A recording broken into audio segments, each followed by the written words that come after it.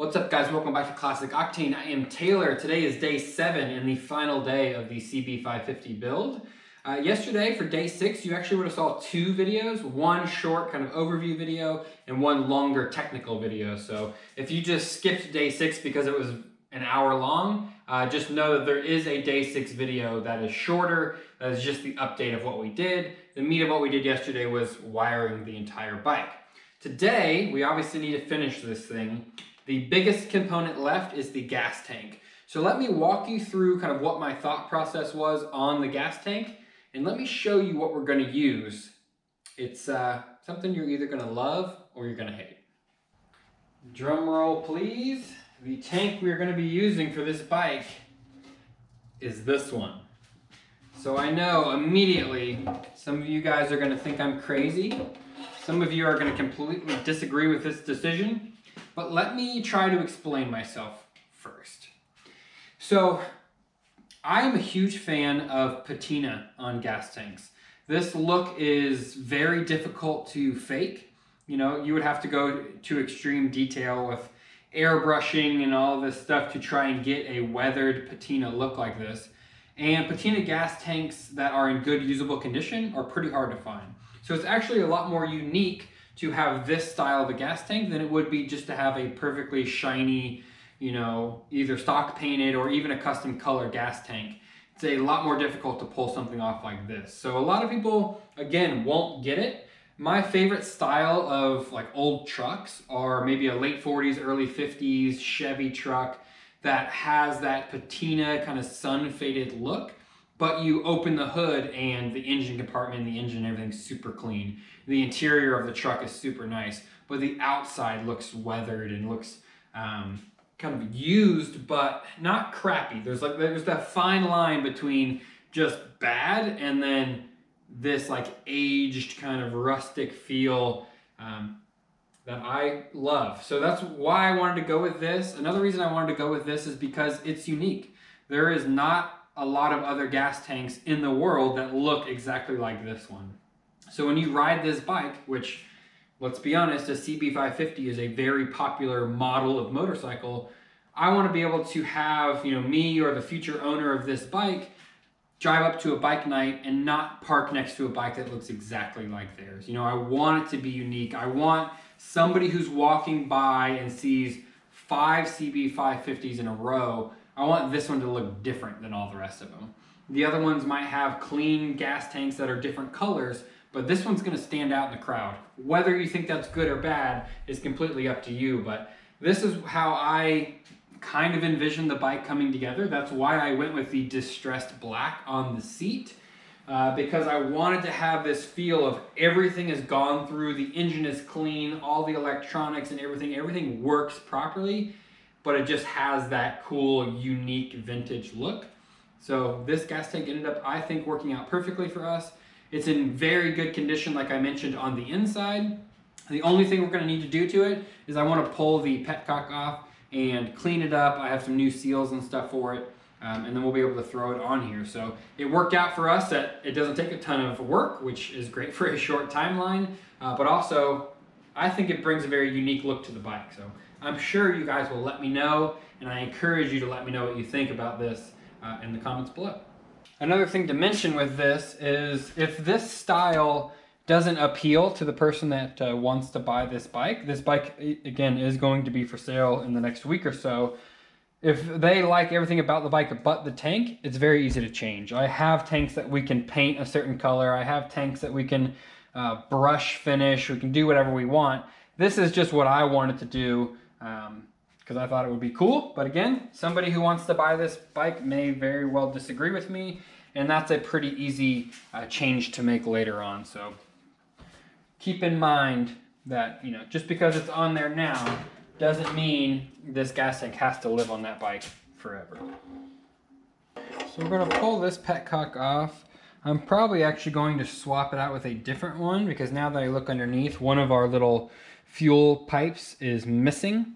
So I'm going to dig around in my parts bins, maybe look at some of my other gas tanks.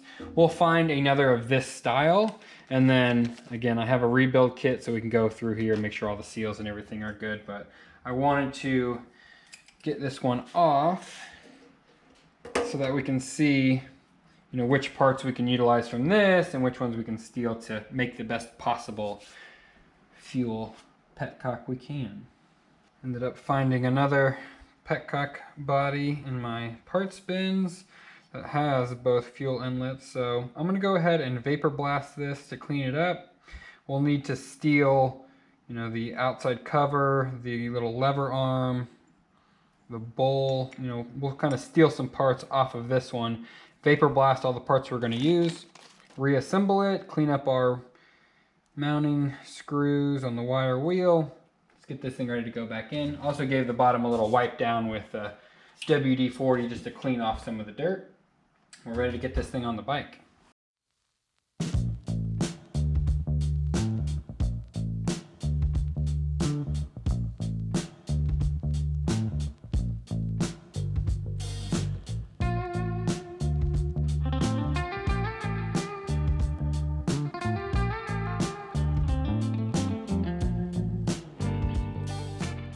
The petcock's all rebuilt, but it makes sense before I put the tank on for us to go ahead and sync our carbs.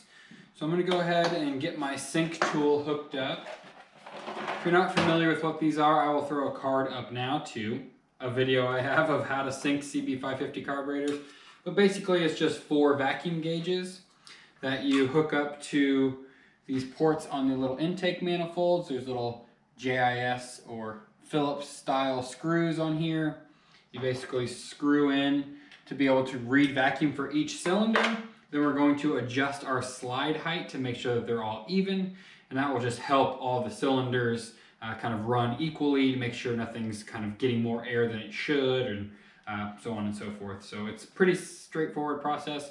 I'm gonna go ahead and knock it out. Again, I will throw a card up on the video of how to do this should you want to learn in depth what I'm doing.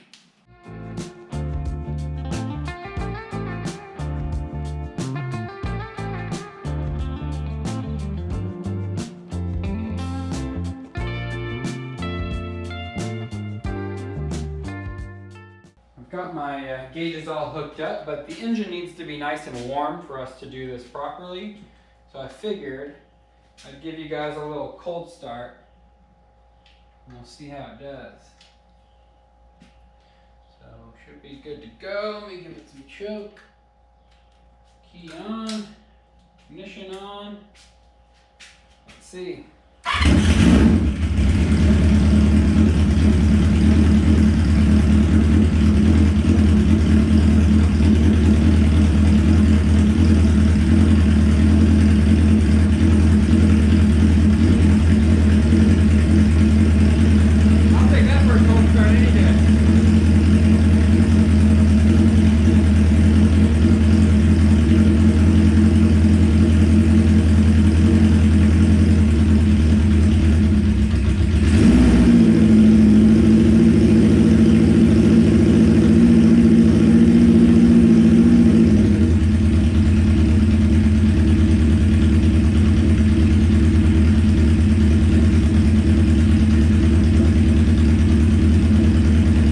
The door open. I'm going to sit and let it idle for a few minutes, get it all the way up to operating temperature, and then we'll sync. Got the sync all done. Really, you're just looking for them to be within a couple of pounds of vacuum of each other.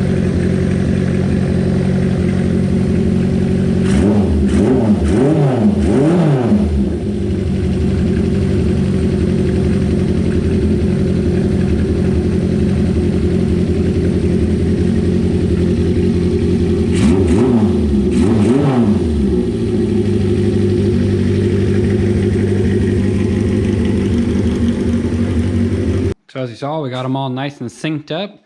The very quick version is, like I mentioned, you connect a vacuum gauge to, there's a little port in each intake manifold. And what we're doing is adjusting these little screws. So you undo the lock nut and there's a kind of a flathead screw. And then what that does is adjust the height of each slide. I don't know if you can see the slides down inside the carbs. There's little silver cylinders in there. We basically just want all of those to be pulling the same amount of vacuum. the number of pounds as far as what the gauge actually reads is less important than that they all match. These all happen to be right in the 10 to 11 pounds of vacuum area, but I've had them, you know, a little bit higher, a little bit lower. They're somewhere in that general vicinity, but we just want them all to match. And I don't know if you're able to hear, but it actually revs up and everything a lot better when they're all synced as well, as you would imagine. For those of you who watched the Will It Run video, I mentioned that this number 4 cylinder was running a little bit cooler, and you can see now that we have it all synced, all of them have a nice even gold color on the headers. So they are all running, and they're all running pretty well. We are ready to put the tank on. Got our new, not new, but our rebuilt petcock in place. I'm going to have to trim those fuel lines. I kept them intentionally long so that they wouldn't be short, if that makes sense. So let's grab a pair of pliers.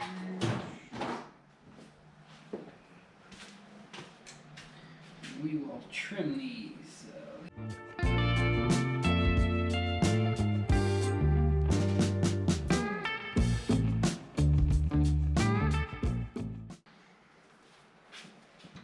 Slide on the 4 studs.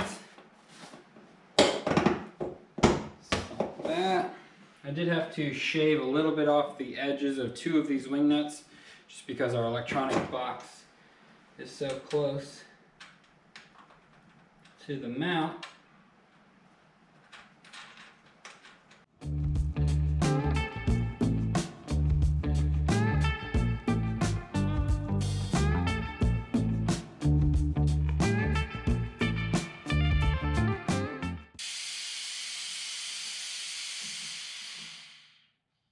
Well, just like that, people. I'm gonna put some gas in it, and then I think we're ready to wheel it outside. I'll let it run outside a little bit, and we'll see if we can take it around the block. So excuse the wind noise, but I just had to pull this thing outside. And as soon as I did, of course, the sun went away, but I mean, you gotta give me a little bit of credit for 7 days. I am pretty darn stoked with how this thing turned out. So it's not 100% finished. If you guys didn't hear in the last video, or if I hadn't mentioned it in this video yet, I did make a mistake and not order the proper air filters. I accidentally got the ones that are a little bit too big, so I need to have the smaller ones. I already ordered them. They'll be here later this week. Unfortunately, they won't be here for today, so that's missing. I also haven't really decided what I want to do for mirrors. I'll probably just go with the little bar end mirrors. They're kind of the cleanest option. I don't really want a big mirror hanging out up here, but that's one of those things I will probably let the future owner decide what they want to do, and I will just do it for them. Once I have somebody reach out to me that wants to buy the bike, we can kind of go through the last couple of options. I also need to make a license plate bracket for it. I'll probably just do a little one off the lower shock mount like I always do. Literally just a piece of flat bar kind of bent and twisted up that will hold the license plate vertically right here. But other than that, she is pretty much done. So I'm gonna go ahead and fire it up. The last thing to do is take this thing around the block, check things like our clutch adjustment, brake adjustment, a little bit of fine tuning, make sure everything's good. Once I get the air filters in, I'll probably go back and tweak air fuel ratio or mixture screws a little bit as well, but this should be close enough to at least get us around the corner.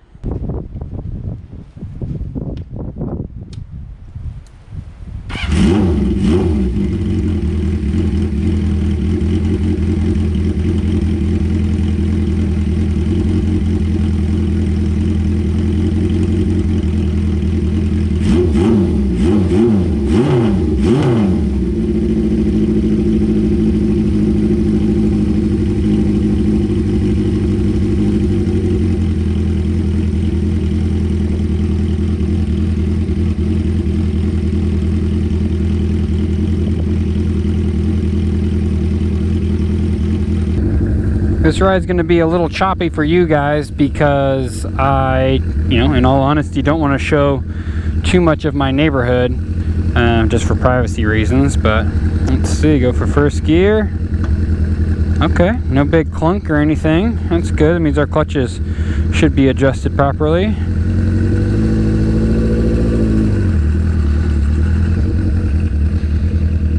Gotta go around this water.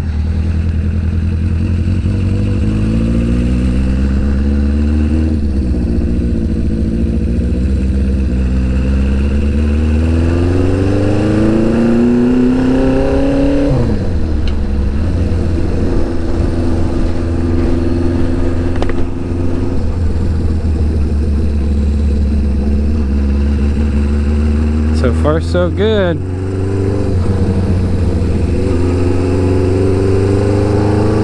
Speedo's working. Let's go for third gear. Our shift lever seems to be sticking just a little bit. It could honestly just be from the bike. Who knows the last time this bike has really been ridden. So it could just probably work its way loose a little bit. Something I can check later.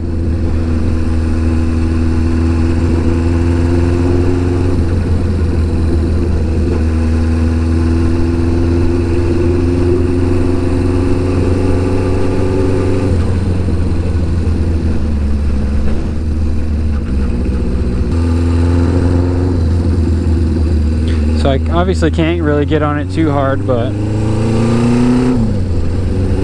seems to pull good. Our shifter is actually already getting a little bit better, but it still sticks up just a little bit. I have to see if maybe our side cover, maybe it's rubbing it, maybe the shifter arm is just like, bolted or whatever, a little bit too far, to where it's not letting it go through all the way, or cycle all the way.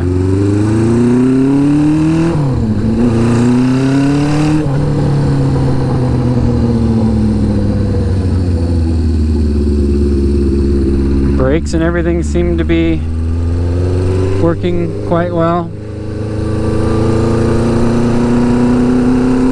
Do a little brake test here. Obviously I don't want to slam on the brakes in these leaves, but just to make sure. Our front and rear seem to be operating as they should. For a first ride for a bike we built in a week, I'm pretty stoked. So I'm gonna bring it back now since I don't have any air filters or anything on it like I mentioned, and we'll see what we can figure out about that shifter.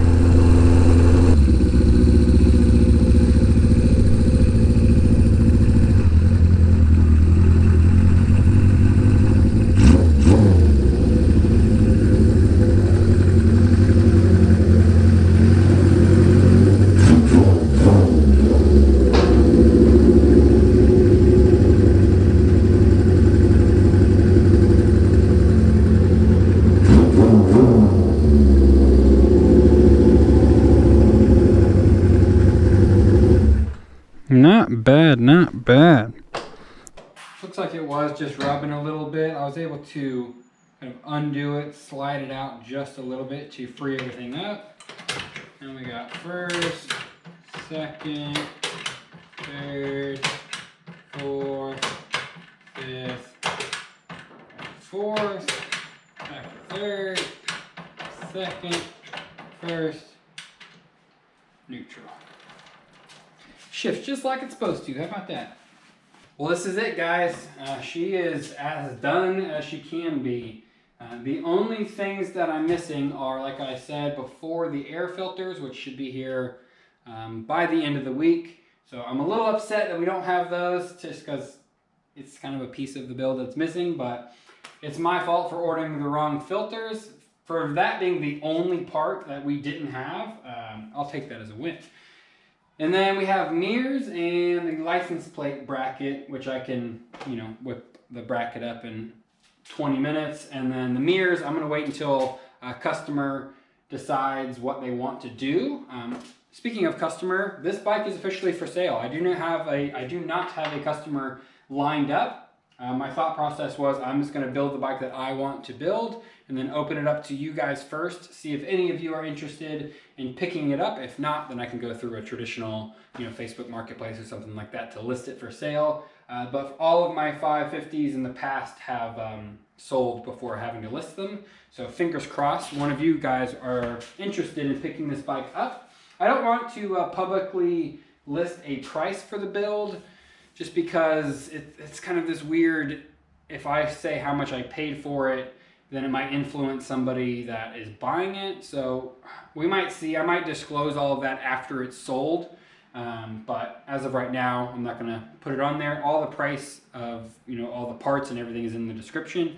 So it's not too difficult to figure out what it would cost to duplicate this build, especially if you already had the bike. So I really do appreciate all of you guys watching this series. It's been a really fun challenge. Honestly, the editing and uploading a video every day was more of a challenge than building the bike.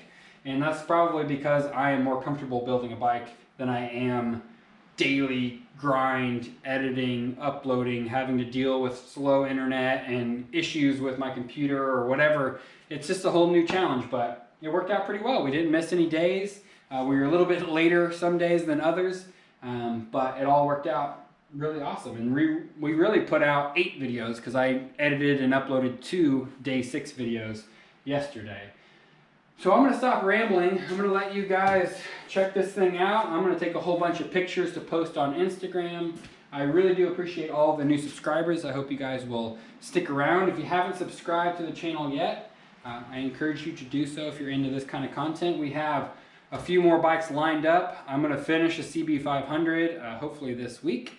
So that'll be the next bike that'll be done and also available for sale.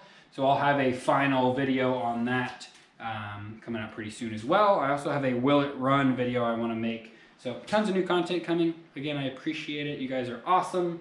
Check out my website if you're interested in any kind of shirts or stickers or hats or coffee mugs or any of that kind of stuff. And I will see you guys very soon.